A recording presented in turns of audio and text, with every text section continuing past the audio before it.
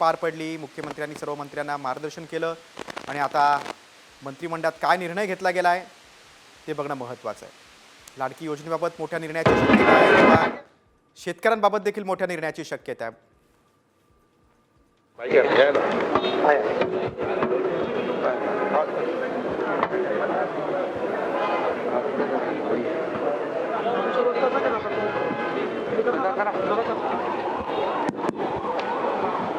सर्व उपस्थित पत्रकार मित्रांचं मी स्वागत करतो. राज्याचे मुख्यमंत्री माननीय देवेंद्रजी फडणवीस साहेब, उपमुख्यमंत्री एकनाथरावजी, चंद्रशेखर बावनकुळेजी, गिरीश महाजनजी, चंद्रकांत दादा पाटीलजी आणि उपस्थित सर्व मान्यवरांनो, दरवर्षीच्या प्रथेप्रमाणे हिवाळी अधिवेशनाच्या निमित्तानं आज आम्ही सगळेजण नागपूरमध्ये आलोय.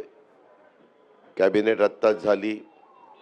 यावेळेस सभागृहामध्ये बिलं होणार आहेत, त्याच्याबद्दल राज्याचे मुख्यमंत्री सांगतीलच.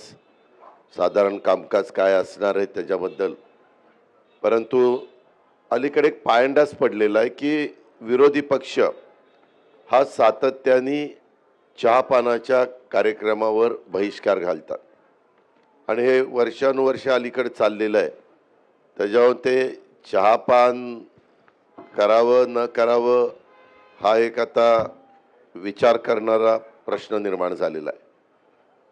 त्यांनी जे मुख्यमंत्री महोदयांना पत्र पाठवलेलं आहे त्याच्यामध्ये वेगवेगळ्या प्रकारे नेहमीचे काही दाखले देण्याचा प्रयत्न केला आहे. आपल्याला सगळ्यांना माहिती आहे की कालच्या 23 तारखेला प्रचंड बहुमताने महायुतीचं त्या ठिकाणी सरकार आलं आणि आज त्याला खऱ्या अर्थाने मंत्रिमंडळाचा संपूर्ण शपथविधी होऊन त्याला अंतिम स्वरूप त्या ठिकाणी प्राप्त झालेलं आहे. 2-3 दिवसात मुख्यमंत्री महोदय सगळ्यांचे खातेवाटप त्या ठिकाणी करतील आणि कामाला सगळे गतीनं लागलेला चित्र आपल्याला सगळ्यांना पाहायला मिळेल.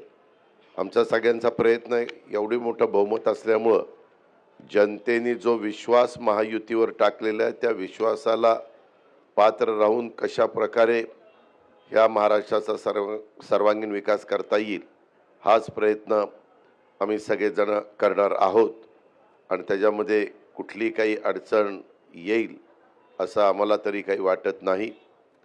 विरोधक जरी संख्येने कमी असले तरी महाराष्ट्राच्या दृष्टिकोनातनं महत्त्वाचे प्रश्न तिथं चर्चेला आले तर त्याच्याबद्दल व्यवस्थितपणे महाराष्ट्राच्या हिताच्या ज्या गोष्टी असतील तशा पद्धतीनं त्याची उत्तरं तिथं दिली जातील. प्रश्नोत्तराचा तास नसला तरी वेगवेगळी आयुधं वापरून विरोधकांना, विरोधी पक्षातल्या सन्माननीय सदस्यांना वेगवेगळे प्रश्न विचारता येतात.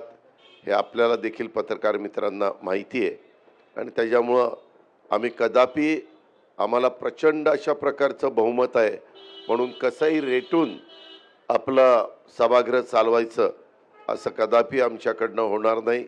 ती भूमिका मुख्यमंत्र्यांनी सुरुवातीला स्पष्ट केलेली आहे आणि आमचंही सगळ्यांचं त्या भूमिकेशी समर्थन आहे.